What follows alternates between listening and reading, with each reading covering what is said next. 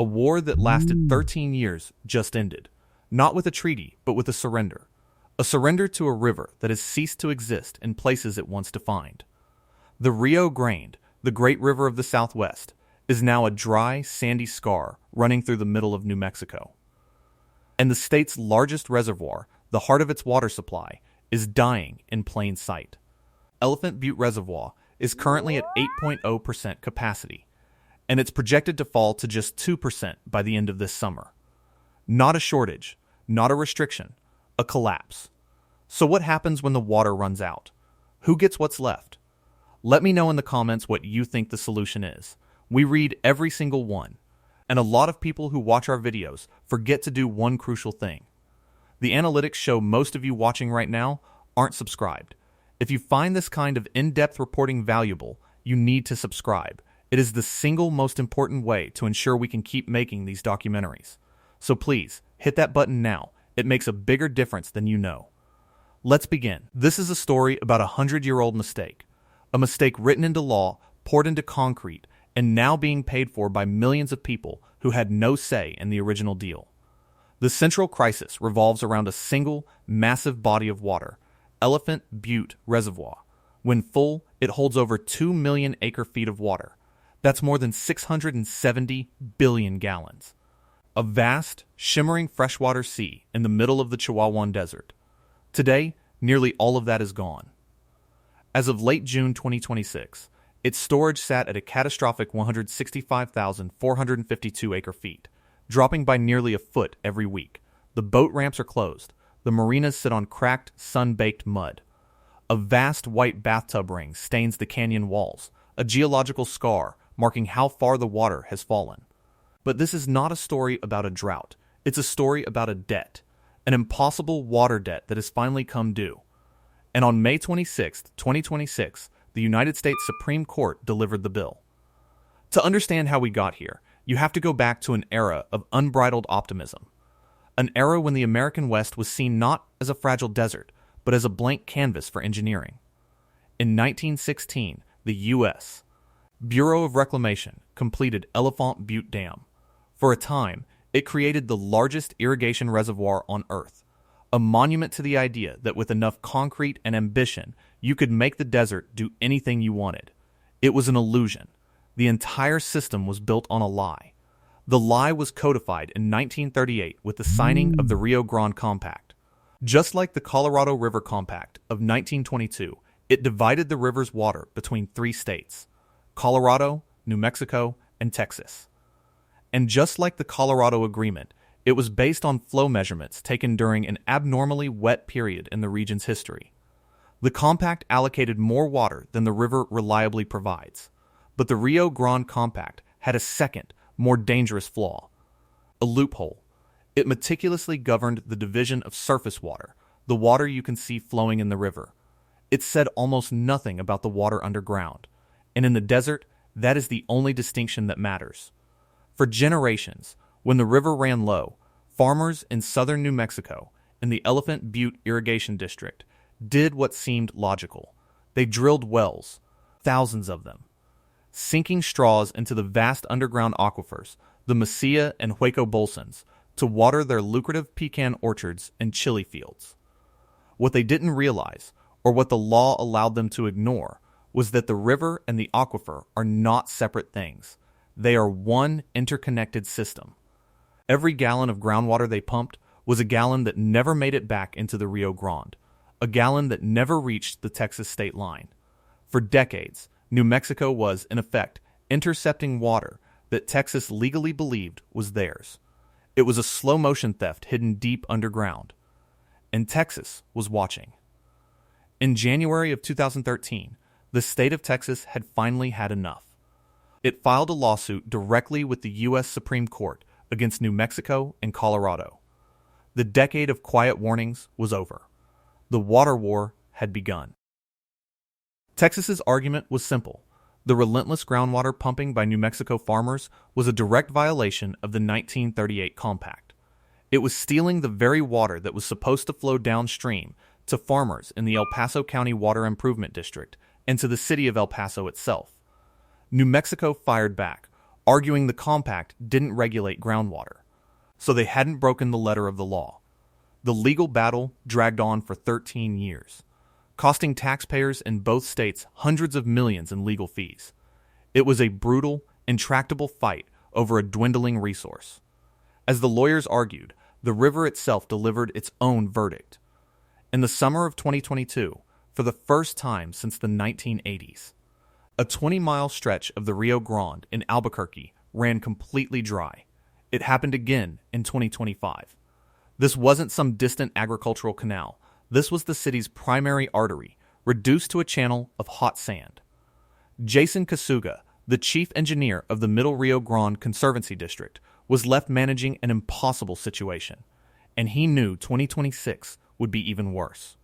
The snowpack that year in the river's Colorado headwaters was a pitiful 13% of the average.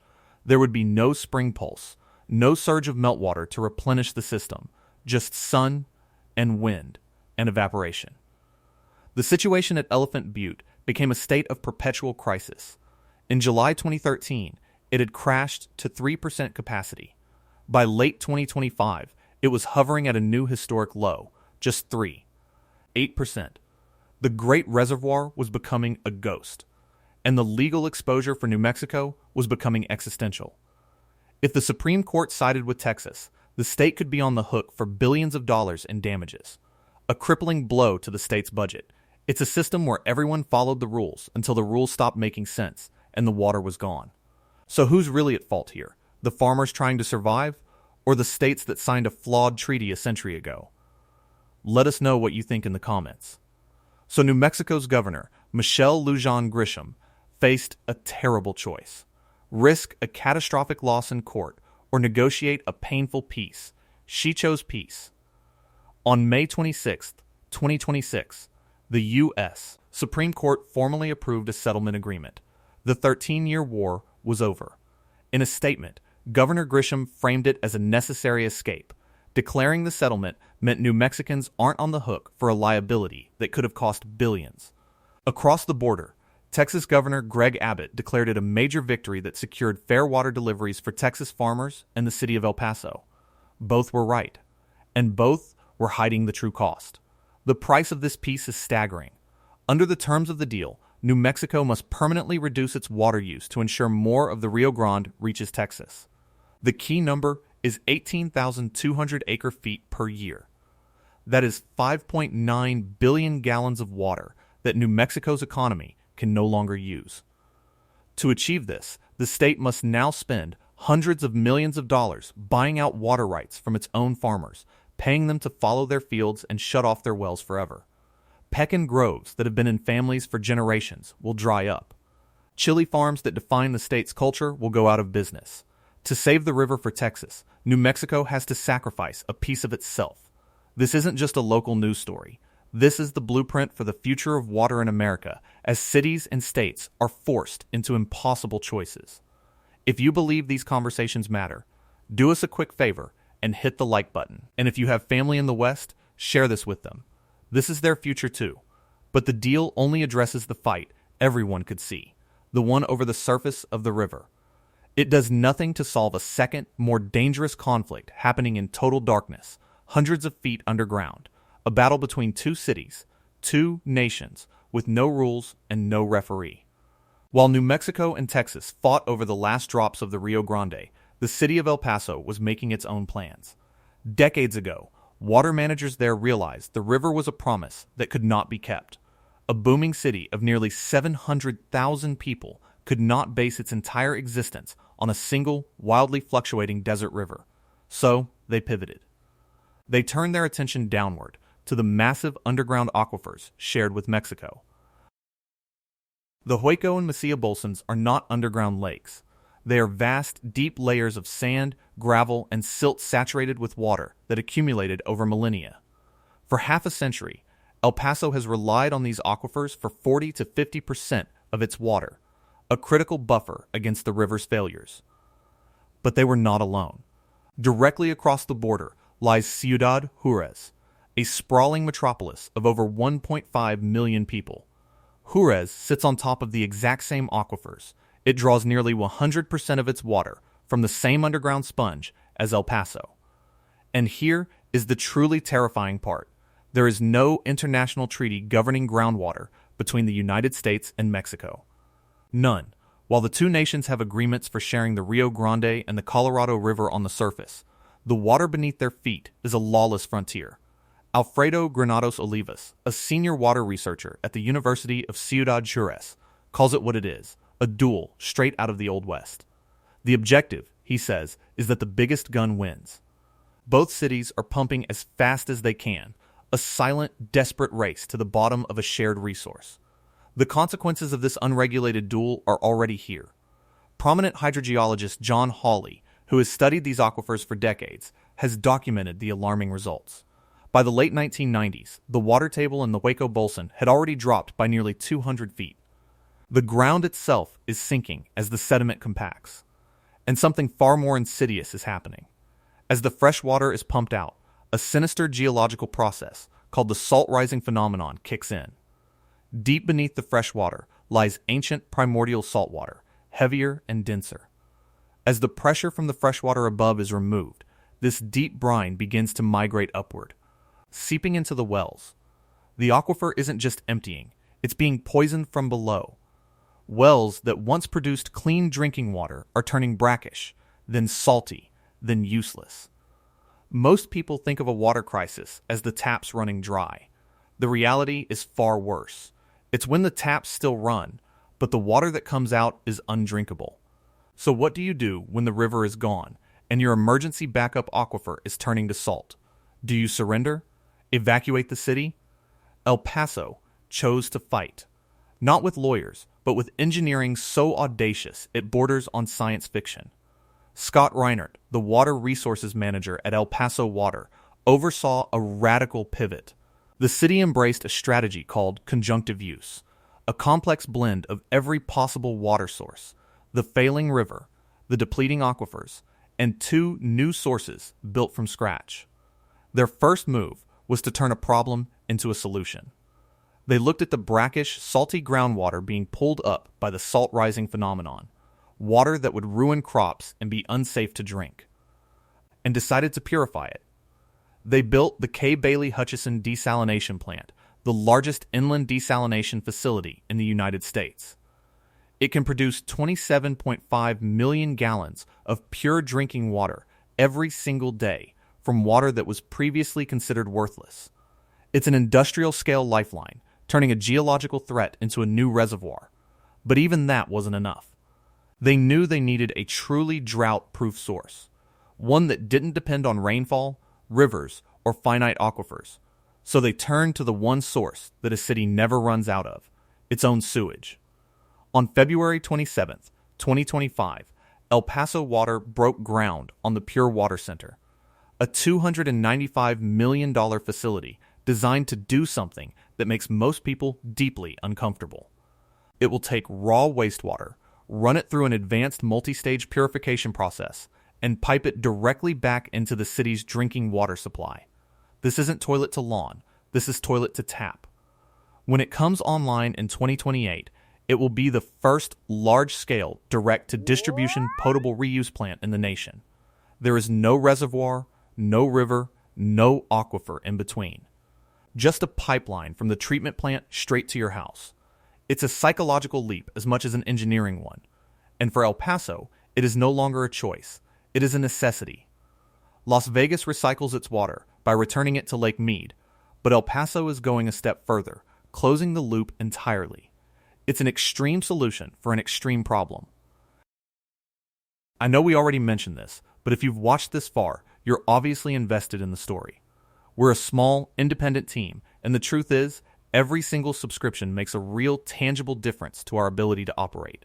It takes 1 second to hit that button. Please do it now if you haven't already. It genuinely keeps the channel going. Thank you. El Paso's engineering is brilliant. The Supreme Court settlement is historic. But the terrifying reality is that neither might be enough. The problem is bigger than a legal document or a desalination plant. The entire American Southwest is undergoing a fundamental shift, a process of aridification that is being accelerated by climate change. The models that once predicted gradual warming have been thrown out, replaced by forecasts of faster, more severe outcomes. What scientists called a worst-case scenario 20 years ago is now becoming the baseline reality. The May 2026 settlement forces New Mexico to deliver water to Texas based on a compact written in a different climate era. It solves the legal dispute, but it cannot create water that doesn't exist. It can't make snow fall in the San Juan Mountains. It can't stop the relentless Texas sun from baking the Rio Grande dry before it ever reaches the Gulf of Mexico.